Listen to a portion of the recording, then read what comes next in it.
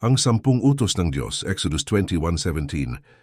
Panguna, huwag kang magkakaroon ng ibang Diyos maliban sa akin. Diyos lamang ang sasambahin at paglilingkuran. Pangalawa, huwag kang gagawa ng larawan o ribulto upang sambahin. Iwasan ang anumang bagay na magiging Diyos-Diyosan. Pangtatlo, huwag mong babanggitin ang pangalan ng Panginoon sa walang kabuluhan. Igalang ang kanyang pangalan. Pang-apat, alalahin mo ang araw ng Sabat at gawin itong banal. Maglaan ng araw para sa Diyos at pahinga. Pang-lima, igalang mo ang iyong ama at ina. May pangakong hahaba ang iyong buhay kapag ito'y sinunod. Pang-anim, huwag kang papatay. Pang-pitsero, huwag kang mangangalunya.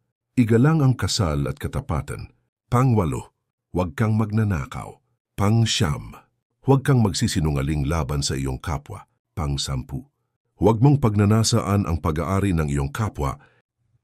Ang dalawang pinakadakilang utos, ayon kay Jesus, Mateo 22:37-40. Una, ibigin mo ang Panginoon mong Diyos ng buong puso, buong kaluluwa at buong pag-iisip. Pangalawa, ibigin mo ang iyong kapwa gaya ng iyong sarili.